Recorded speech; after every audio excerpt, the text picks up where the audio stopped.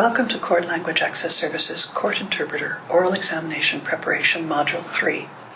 Court Language Access Services, aka CLASS, deeply appreciates your interest in becoming a certified court interpreter and your dedication to preparing for the tough oral exam.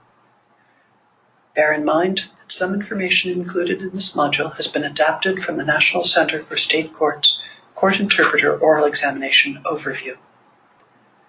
I'm Carla Farrell. I've been a certified court interpreter in the state of Oregon. I'll be honest, I flunked the oral test the first time I took it in 2002. In 2003, I was both sufficiently prepared and fortunate enough to pass the test on the master level. What does that mean? In Oregon, a minimum passing score is 70% in all portions of the oral exam. To pass on the master level, you must achieve 80% on all portions. After all these years, I'm still flabbergasted that I made master level. In Module 3, our focus is on the consecutive interpreting mode portion of the oral exam. You'll receive tips and techniques to prepare for that section, and toward the end of this module, you'll be given a consecutive interpreting practice. Please pay attention. We strongly, if not fiercely, recommend, repeatedly, that you use a voice recording device during the practice portion of this module and whenever you're studying for the oral exam. A smartphone voice recorder or an external device would work. Why do we so vehemently recommend the use of voice recorders? Because in listening objectively to your recording, you can determine your strengths and weaknesses in the consecutive interpreting mode, and thus focus on improvement. To practice the note-taking skills that are super important to develop while studying for the oral exam, and for ease of organization of your memory and consecutive interpreting rendition, we also recommend you use a lined stenopad to take notes during the consecutive interpreting practice in this module. Today's goal is to give participants tips, tools, and resources to help you better prepare for the court interpreter oral exam. We'll supply those tips, tools, and resources. How you choose to apply them while preparing for the test is up to you. By the end of this module, we hope you'll understand the structure of the consecutive interpreting portion of the oral exam, that you will have learned techniques regarding how to prepare for that consecutive interpreting mode section, and that you will engage in the consecutive interpreting practice available to you. Let's start with the exam overview. The structure of the consecutive portion of the exam. Remember that during the exam, you should follow the proctor's directions carefully. The consecutive portion of the exam is pre-recorded and played on an external device. The proctor plays a segment of the test and then pauses the recording. At the pause, you interpret what was said into the other language. This will continue throughout the test, with you acting as the interpreter. Remember that during the consecutive portion, you will be interpreting from English into your target language, and from your target language into English. Concentrate on your consecutive interpretation and taking what notes are needed. Let me give you an example. If the utterance is in English something like, "Would you please state your full name and spell it for the record?" you will interpret that question into the foreign language after the recording has been paused. Remember, this is the consecutive portion, so don't overlap the exam utterances with your interpretation. Wait for the pause. If the next utterance played by the proctor is in a foreign language, I'll give you an example now in Spanish.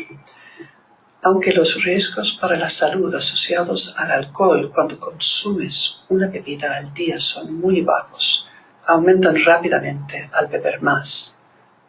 You would then interpret the foreign language utterance into English after the recording has been paused.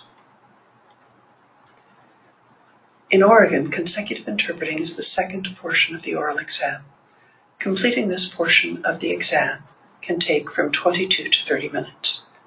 Depending on the test version you are assigned and the foreign language involved, the original utterances are about 8 to 12 minutes total. 22 to 30 minutes encompasses the time for playing the utterances and you rendering your interpretation. The utterances may vary in length. Some might be just one word, others might be over 40 words. The recording played for you is in a question and answer format, just like witness testimony you would encounter during a real trial. Again, remember to wait for the proctor to pause the recording before you start rendering your interpretation.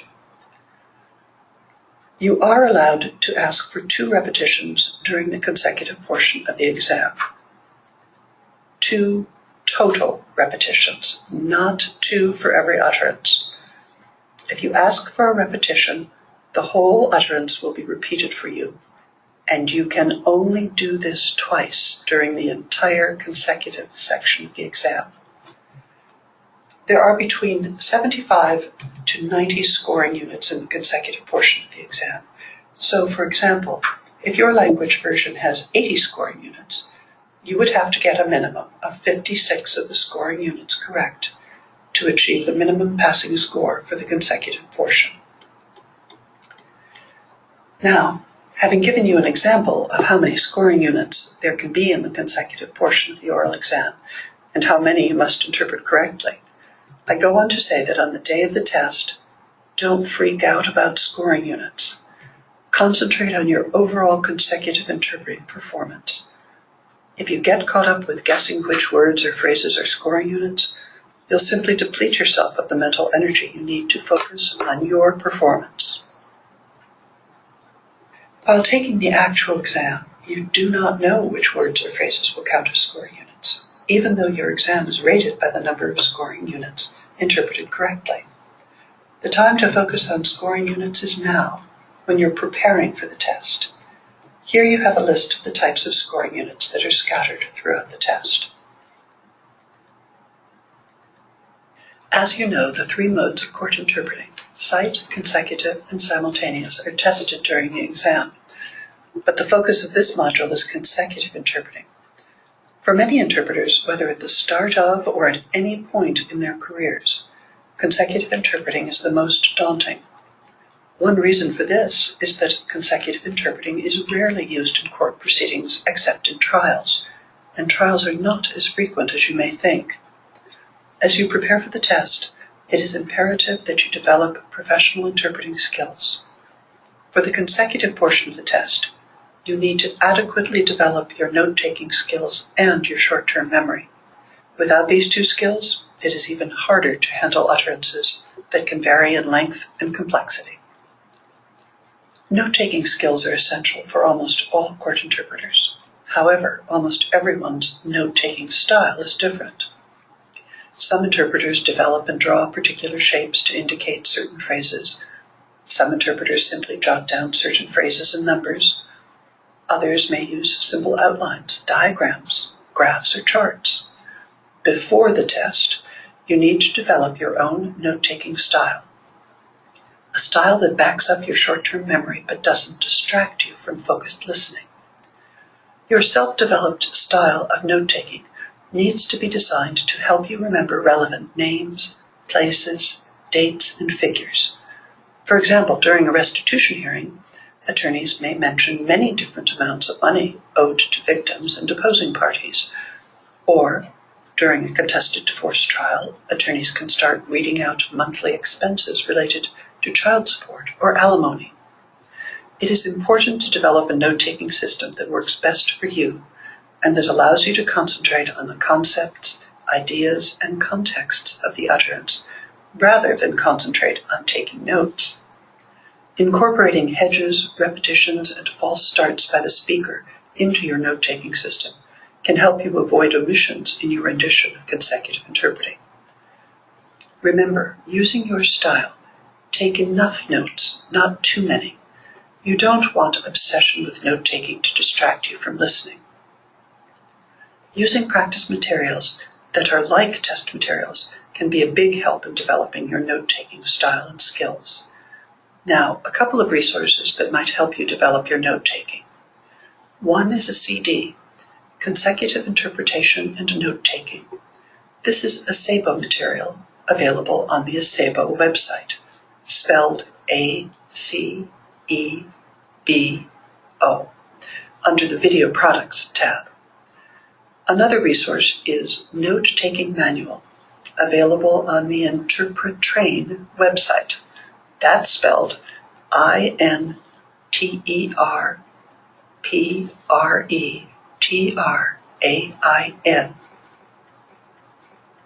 Here you see an example of note-taking symbols.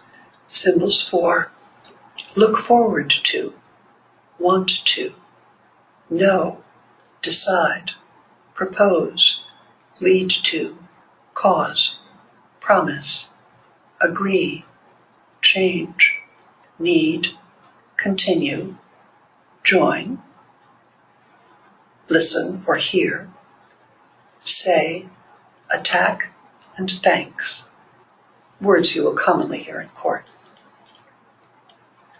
To see a great example of court interpreting note-taking style and symbols, go to this YouTube titled Court Interpreter Training for Note-Taking. Moving on to memory building, guess what? Developing note-taking can be a boost to your short-term memory, and short-term memory is essential when it comes to consecutive interpreting. Remember, every interpreter has his or her own style of note-taking. Develop your style relying on trusted resources based on what works best for you. Keep in mind the following. The National Center for State Courts lists paraphrasing as a common oral interpreting exam performance deficiency. The NCSC definition of paraphrasing is an exam candidate rendering an approximate or condensed version of the original in his or her own words, instead of preserving all the elements of the original message. Developing good note-taking skills can help you avoid this deficiency during the oral exam and when interpreting as a certified court interpreter. Another boost to improving your short-term memory is to practice focused listening. Focused listening is a strategy to listen attentively with no distractions, even when the distractions exist, and identify key points and ideas. As someone who is interested in becoming a certified court interpreter, it is important to acknowledge there is a distinct difference between hearing and listening. What do I mean? Hearing is a function of the ears. That's it.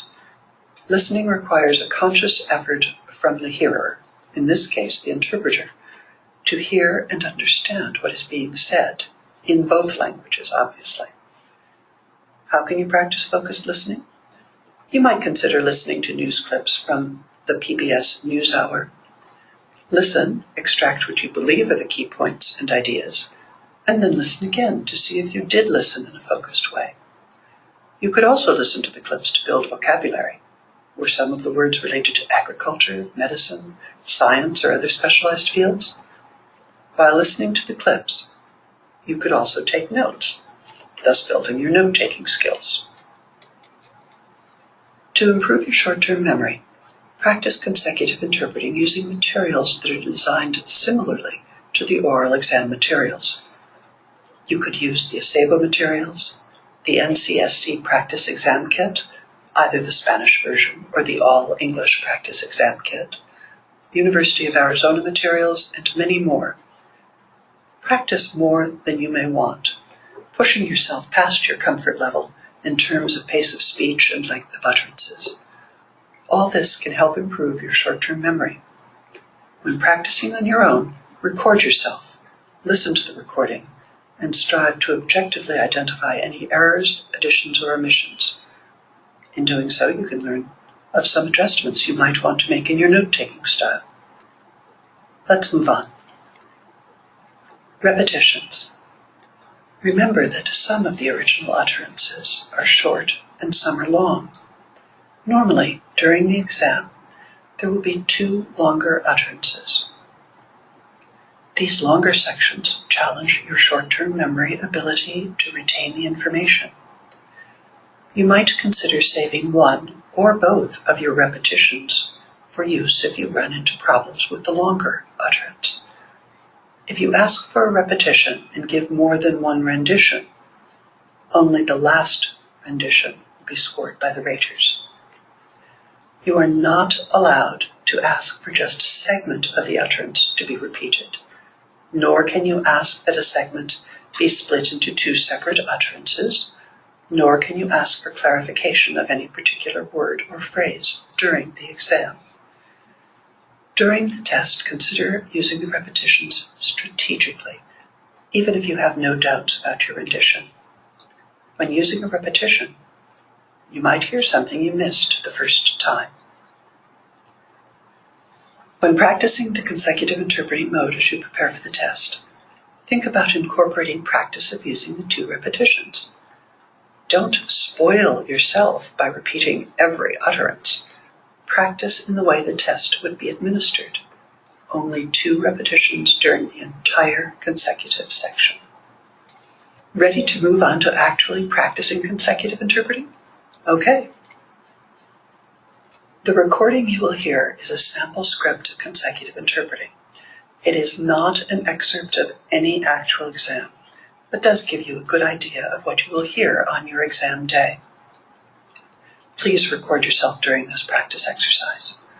If you record yourself when you have finished with this practice, you'll be able to listen objectively to your rendition and thus better identify areas that need improvement. Now please listen carefully. During the actual exam, the utterances will be both in English and the target language. However, all of the utterances during this practice will be in English. At the end of each utterance, you must pause the module so you have a chance to interpret the utterance into your target language. Remember, pause the module and then interpret.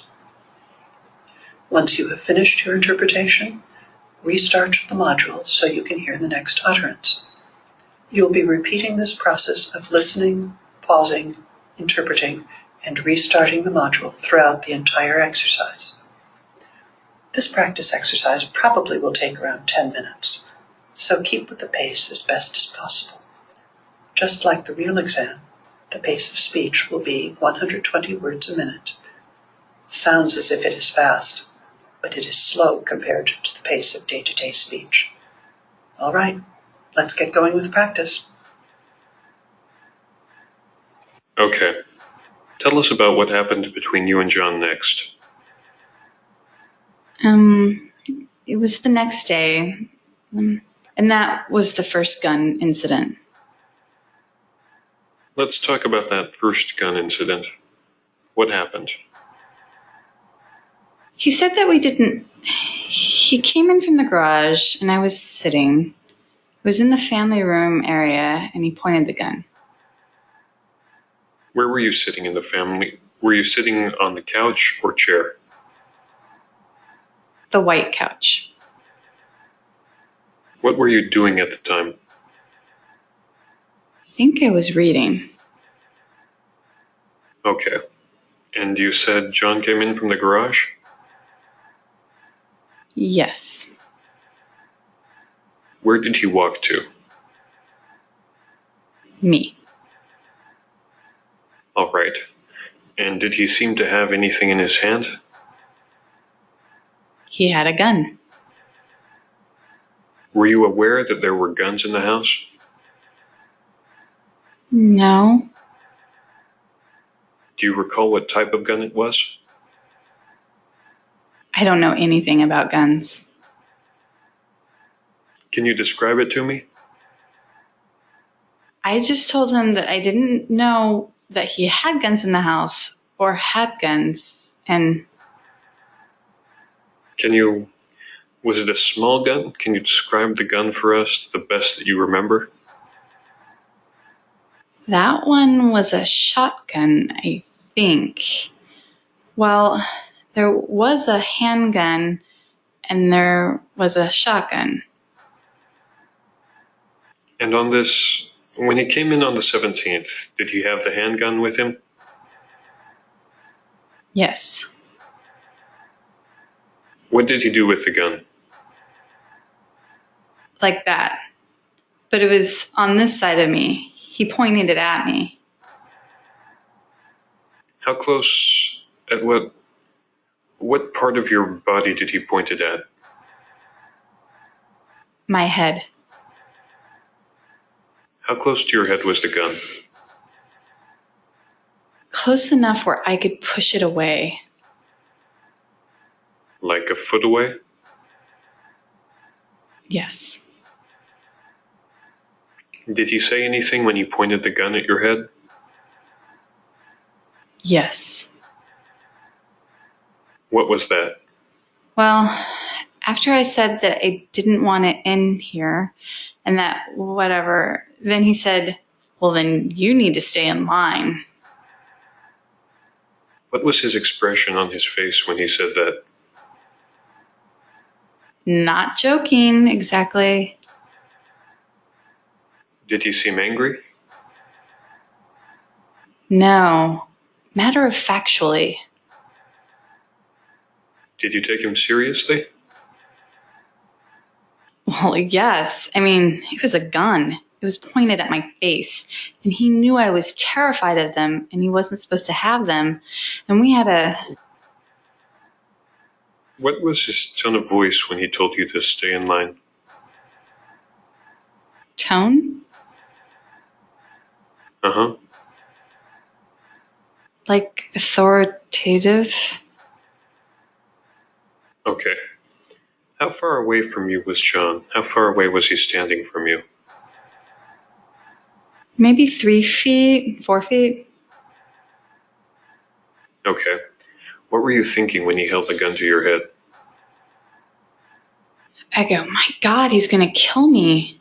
And we had agreed I don't like guns. We had agreed we weren't going to have them around. Okay. Now, about how long did this incident last? I don't think I can measure something like that. Okay. How did it stop? He laughed and went back into the garage. Did you ever talk to John about how this made you feel? He knew how I felt. Did you ever talk about how it felt when he pointed the gun at your head? No. Did you ever tell anyone else about it when it happened, that is? Well, no. How come? Because it was apparent about how things needed to be.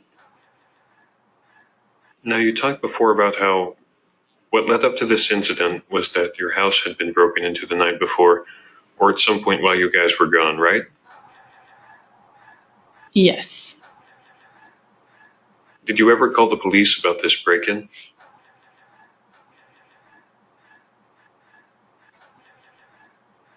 How did the practice go for you? Easy? Challenging? Overwhelming? No matter what, keep practicing with professionally developed practice materials. On the next 4 slides, you'll see the script of the practice section you just did, including 57 underlined scoring units. 70% of 57 is 39.9, so in this informal practice, let's round it up to 40. That means you have to get a minimum of 40 of the scoring units correct to pass this practice. On your own time, listen to your recording. Remember, listen objectively so you can accurately rate your performance. In looking over the script and the scoring units, I found it interesting which types of scoring units you encountered in this practice.